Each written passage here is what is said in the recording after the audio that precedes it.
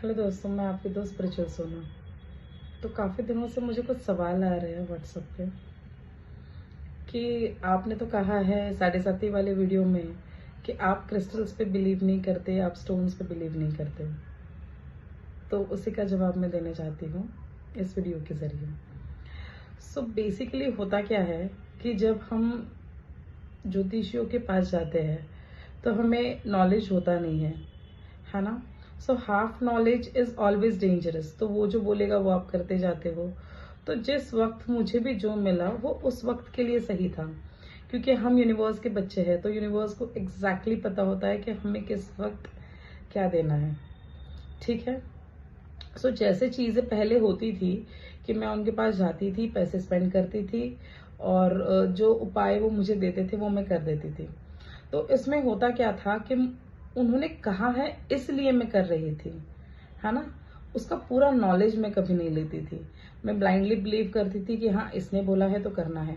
तो बेसिकली होता क्या था कि जब मैं उनके पास जा रही हूँ तो वो मुझे समझ लीजिए कि मुझे किसी ने कुछ स्टोन्स दे दिए।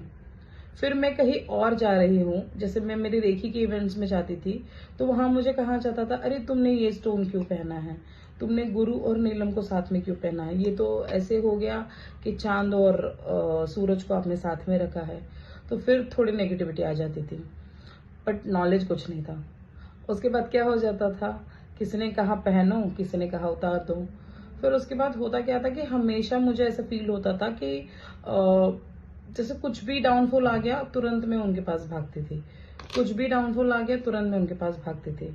तो फिर इससे बेसिकली होता क्या है, नॉलेज हमें अधूरा होता है। कोई हमें कह रहा है, इसके लिए हम चीजें करते जाते करते जाते करते जाते हैं। थोड़ा रिजल्ट आता है, थोड़ा नहीं आता है, क्योंकि तब तक हमने हमारे विचारों पे काम नहीं किया होता है ना।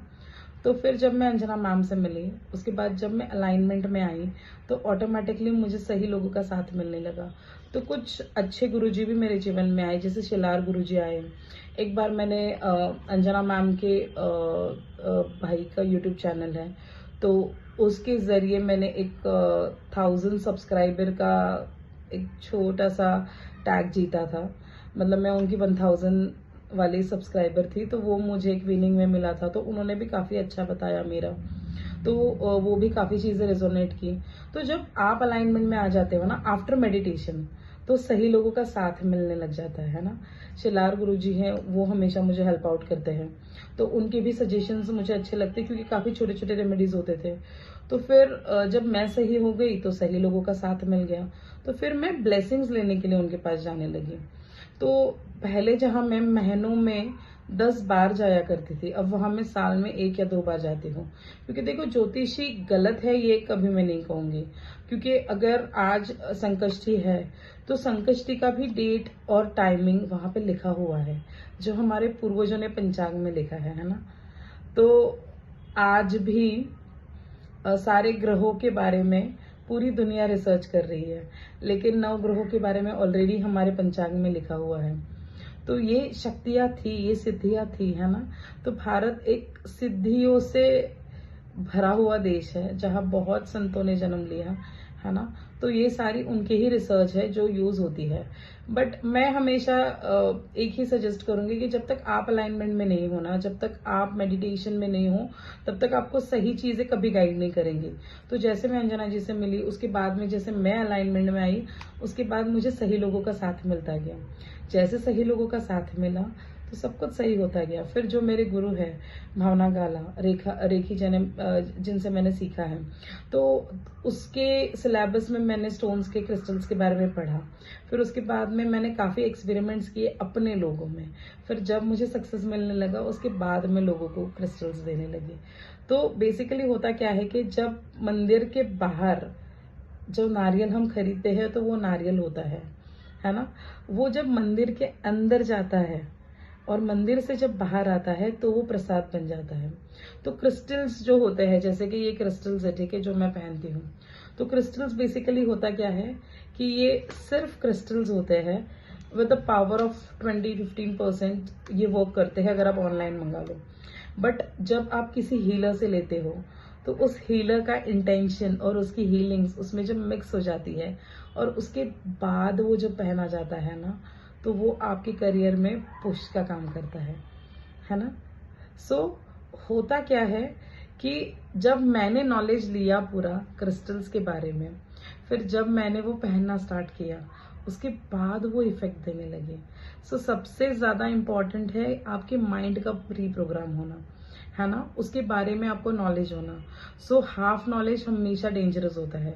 तो हम यूट्यूब पे देख के कई सारी चीजें करते हैं और हमें फर्क तो पड़ता नहीं है। तो जब मैंने ग्रहों की बातें अटेंड किया था, उसके बाद से ज्योतिष को लेके मेरा कॉन्सेप्ट चेंज होने लगा। उसके बाद देखो, जैसे हम हैं, ठीक है, तो जैसे हम मोबाइल अपग्रेड करते हैं, तो एवरी ईयर पत्रिका दिखाना बहुत मैंडेटरी है, राइट? क्योंकि अगर हमारे पूर्वजों ने कुछ लिख के रखा है तो वो रेजोनेट होता है, इसीलिए लिख के रखा है। लेकिन भगवान जो है ना, वो भाग्य बताता है। जैसे अगर भगवान कृष्ण चाहते तो पूरी महाभारत एक झटके में खत्म हो सकती थी, राइट? बट वो नहीं हुआ, क्योंकि ये फ्यूचर के लिए एग्जाम्पल सेट्स करने थे ना। तो हमेशा हमेशा जो चीजें हैं, है ना, जो आपके जीवन में लिखी है, तो भगवान आपको डिटेक्ट करेगा, है ना। भगवान आपका भविष्य लिख के नहीं भेजता है नीचे, हम ही होते हैं जिन्हें हमें हमारा भविष्य लिखना होता है।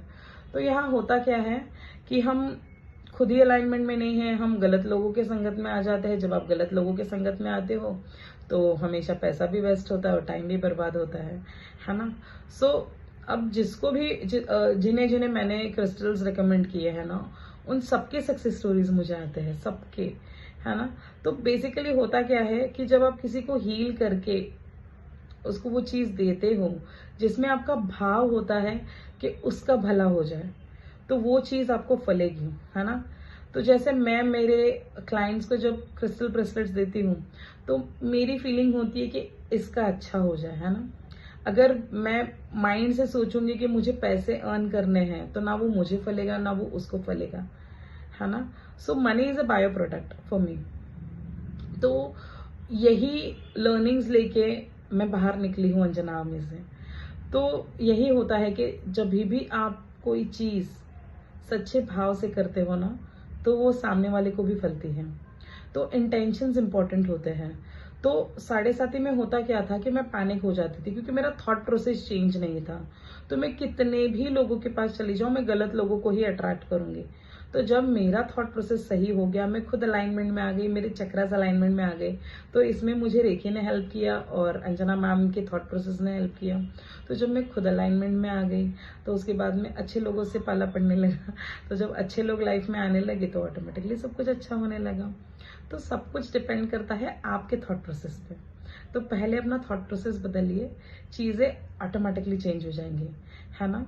तो 7:30 बुरा समय था मेरे लिए, ये मैं कभी नहीं कहूंगी। It was my rising period, है ना। तो आपके कर्म ही डिसाइड करेंगे कि आपको क्या मिलेगा। तो अच्छा सोचिए, अच्छा देखिए, है ना, लोगों के बारे में अच्छा बोलिए, क्योंकि जो आप यूनिवर्स में दोगे वही into 10 होके आपके लाइफ में आएगा, है ना। सो बहुत मायने रखता है कि आप क्या सोचते हो, है ना। तो आज से सिर्फ अच्छा सोचिए। अगर आप अलाइनमेंट में रहोगे तो ऑटोमेटिकली अच्छी चीज़ें आपको मिलेंगी, और जब अच्छी चीज़ें आपको मिलेंगी तो अच्छी अपॉर्चुनिटीज ऑटोमेटिकली मिलने लग जाएंगी, है ना। तो सब कुछ स्टार्ट आप ही से होता है और आप ही को करना है। So all the best for your future. God bless you all. Good night.